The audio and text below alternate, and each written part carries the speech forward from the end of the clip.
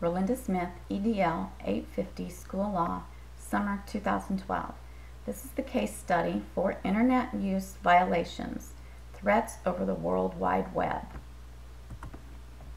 People care about the decisions you make, but they care even more about the process you used along the way. Principles of Fair Process is a decision-making process where people are valued and respected. An effective leader recognizes that parents, teachers, staff, and administrators share the purpose of educating students to their fullest potential, engaging their hearts and minds in learning, and that effective communication is an integral part of fulfilling that purpose. An effective leader recognizes problems that are not resolved have a harmful effect on student achievement and the learning community. Problem identification and data analysis. What do you know? The first information given in this case is the demographics of the community, so that I have a sense of the learning community. Roosevelt High School is an affluent community. The school and principal are distinguished in both the community and state. Staff at RHS are highly qualified teachers. Students at RHS are very challenged by the class and competitive for scholarships. Next, I am given information on the key personnel in the case. Dr. Forbes is a distinguished principal and has high expectations for his staff. Ms. Walker is a non-tenured teacher, and she teaches a very rigorous science curriculum. The major issues in this case are that students and parents have concerns about the stringent expectations in Ms. Walker's classroom. Dr. Forbes has discussed classroom changes, yet Ms. Walker has not implemented these. Parents and students are still making complaints. Now Ms. Walker has received an email message, and a web page has comments about her personal behaviors and the rigor of her classes using vulgar curse words. Ms. Walker believes her safety has been threatened and that someone wants to kill her. What do you need to know? The first issue that comes to mind is the safety of my staff member, Ms. Walker. Ms. Walker has stated that she is staying with her parents, but I need to know a plan of action when school resumes on Monday. Another important issue is the legal aspects of this threat. Does the school have rules and procedures for internet use violations? Are students protected by freedom of expression? The final and overall issue in this case is whether or not this is a school discipline issue, or should law enforcement handle this situation. More investigation needs to take place before decisions are made. Identify the problem. A staff member feels unsafe due to an email and post made on a web page. Using obscene, vulgar, rude, threatening, or abusive language is inappropriate use of the internet and the acceptable use policy. Ultimately, a determination must be made if this is a school-based discipline issue or a matter to be handled by law enforcement. Action plan with appropriate strategies for implementation. My plan of action would involve documentation, notification, and investigation, including a timeline and responsibilities built in the plan. As I develop this action plan, I would remember to use key leadership skills. I would focus on the problem rather than the person or persons, in this case Ms. Walker and the student Randy Franks, which she has accused. I would actively listen and ask clarifying questions in order to develop my next steps. And I would seek a positive solution using collaborative, shared decision-making strategies. The first step in documentation of the events is essential. A record should be compiled that includes a telephone conversation between Dr. Forbes and Ms. Walker. The second piece of documentation should be a copy of the email and web page. Both Ms. Walker and Dr. Forbes should print these. Next, I would request a meeting on Monday before school to visit with Ms. Walker and acquire a written statement of the events. It will be necessary to continue to keep ongoing documentation until resolution. The next step in the action plan is notification. It is important to establish clear communication with district personnel and Ms. Walker. I would make sure to contact the superintendent to inform him of the situation. I would seek legal guidance either through human resources or a school attorney. An important action in the notification step is to contact the technology department in the district to investigate the source of the email and web page if possible. It may be necessary after consulting with the superintendent, HR, and legal counsel that law enforcement be involved, and ultimately, this is Ms. Walker's decision. The final step in the action plan is investigation. It is important to look at the relevant information involved. Ms. Walker needs to be treated fairly in this process. It will be important to have her trust Dr. Forbes' leadership skills and her cooperation in this investigation. I will remind Ms. Walker to maintain professionalism and to not jump to conclusions about who created the web page. During the investigation, I would involve these 3 strategies: engagement, explanation, and expectation clarity.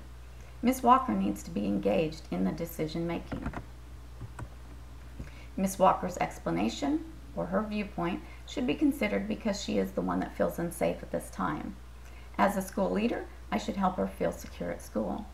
I feel it is necessary to clarify my expectations to Ms. Walker during this investigation period. She is to focus on her job responsibilities. I would make sure that she is aware of the penalties for defamation of character if she falsely accused a student. I would seek ways to minimize the rumors which could cause a disruption in the learning environment. Resolving issues based on promoting success of all students. What is best for the students? Clear communication in the school promotes success of all students. Educational leaders ensure the success of all students by managing organizational systems and resources for a safe, high-performing learning environment. Creating and maintaining student and adult accountability is needed. A parent, student, and teacher perception survey could be developed to evaluate the culture. A walkthrough and feedback could be given to Ms. Walker to improve on her relations with students. What is best for the students? An effective leader promotes success of all students by developing, implementing, and monitoring laws and school-wide policies and programs that protect the safety of students and staff.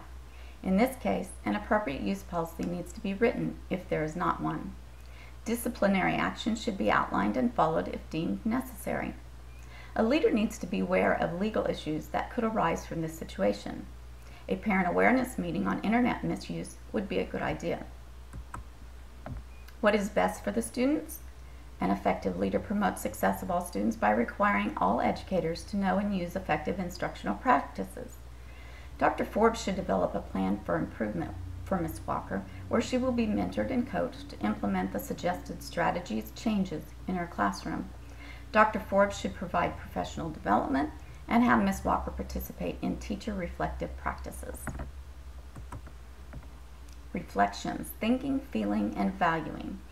As I reflect on this case, I was thinking that I am worried about the safety of Ms. Walker and how effective she will be in the classroom now that she suspects a student of making this webpage.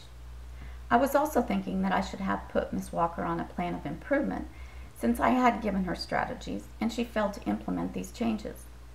The last thing that I am thinking is how this incident is going to affect my reputation and the reputation of this prestigious school. As I reflect on this case, I am feeling that Ms. Walker has blown the situation out of proportion and that we will be able to resolve this easily. After all, the webpage does not say that they are going to kill her. I am feeling that my decision in telling Ms. Walker that we would meet with Randy and his friends is not a good idea until we investigate this case further. I would need to notify Randy and the other students' parents before I meet with them to discuss the issue.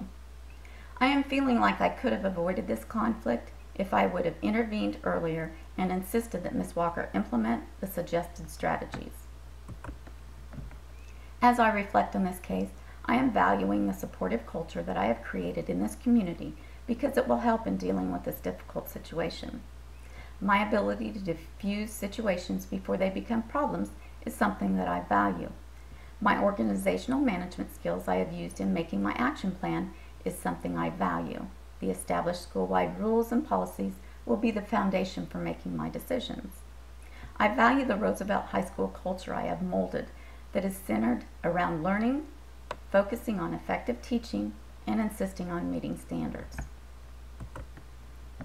Unresolved issues. I believe the most difficult issue at the forefront will be the determination of this as a school-based problem or for law enforcement to handle.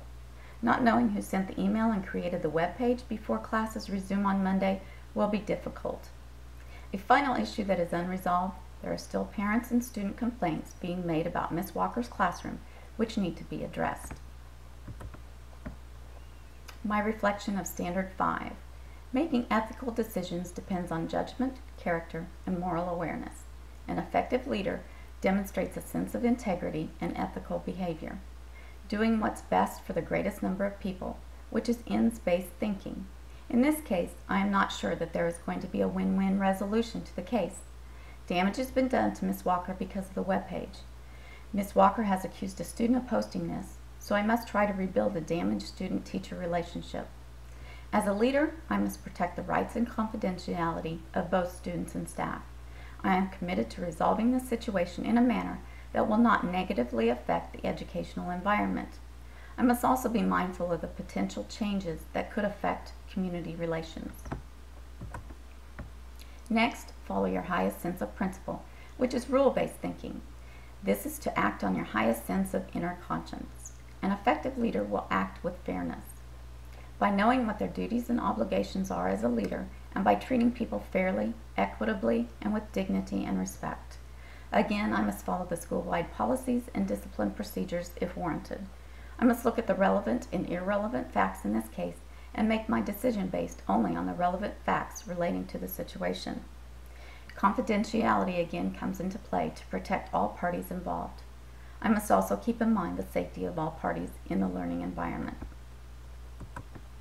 Finally, do what you want others to do to you, which is care-based thinking. An effective leader will demonstrate a personal and professional code of ethics. I'm concerned about Ms. Walker's safety. I do not enjoy reading these comments, nor would I like comments posted about me. Again, as the administrator, my professional role requires me to maintain confidentiality for all parties, and I must follow the school-wide policies and procedures when making decisions.